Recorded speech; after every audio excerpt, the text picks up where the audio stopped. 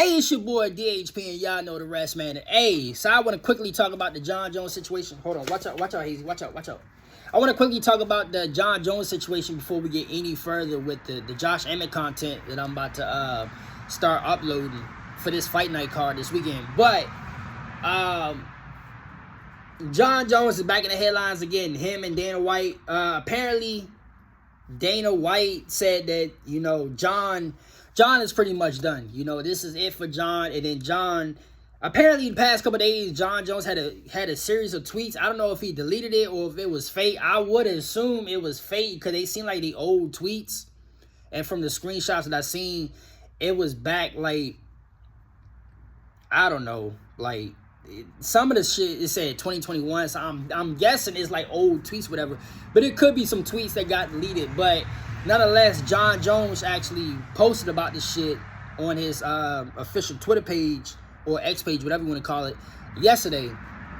So apparently Jon and Alex Pereira was supposed to be at the White House card, but that got shut down. So that might have been the fight that fell through. I don't know. Now, a lot of niggas are saying that Islam and Ilya sport. I don't think so. I even though I do disagree with Dana a lot, I will agree with Dana on this part. I don't think Ilya and Islam was ever discussed at all.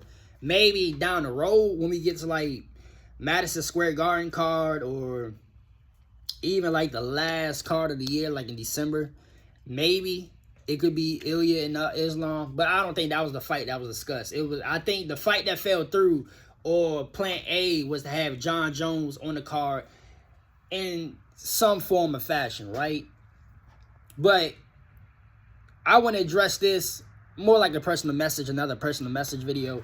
But Jon Jones, this is low-key a little bit karma. And I fuck with Jon Jones heavy. Y'all know, for the niggas that have been paying attention to my videos, y'all know I've been saying Jon Jones is the GOAT of the UFC. Not MMA's GOAT, because I feel like that's DJ, that's Mighty Mouse. But Jon Jones is definitely, for sure, UFC's GOAT. But this is a little bit of karma, just how he handled the Tom Aspinall situation. And like I said, with Dana, he spoke about this in the post-fight presser at 326 about Jon. It seemed like Jon is done, you know, whatever they got going on.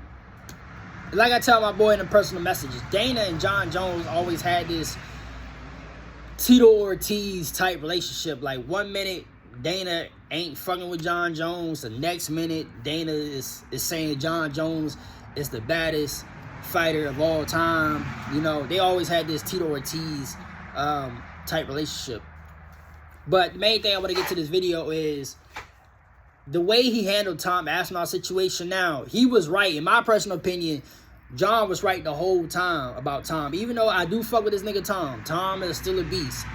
But when you look at it in Jon Jones' situation and his light of view, Jon was 100% right about Tom Aspinall. And it was proven right because of that Cyril Gane fight. No matter, like, the eye poke situation, whatever, Tom Aspinall wasn't winning out. Obviously, Tom could have adjusted mid-fight.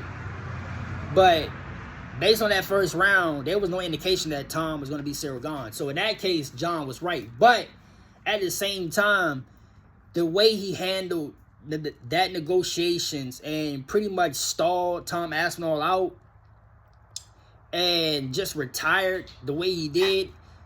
But then now he wants to come back to fight at the White House card against Alex Pereira, which, truth be told, I think Jon Jones, he deserves that Alex Pereira fight. He deserves that fight, but it's the way he went about shit. And I think all this shit with, like, them taking that fight away from him not being a White House card, all this shit is coming back to bite him in the ass for how he handled Tom Aspinall's situation. So this is pretty much karma. You know, I still fuck with Jon Jones. Jon Jones is, no matter what the fuck happened, you know, with these negotiations like that, Jon Jones is he's still the GOAT. He's still the UFC GOAT. But with that being said, Jon, I think is best. Honestly, it's a blessing in disguise because you talking about your arthritis, and I'm going to put the picture in the thumbnail of the video. I'm not going to put the whole tweet because the whole tweet can't fit the YouTube format. But I'm gonna put a portion of it as the thumbnail picture.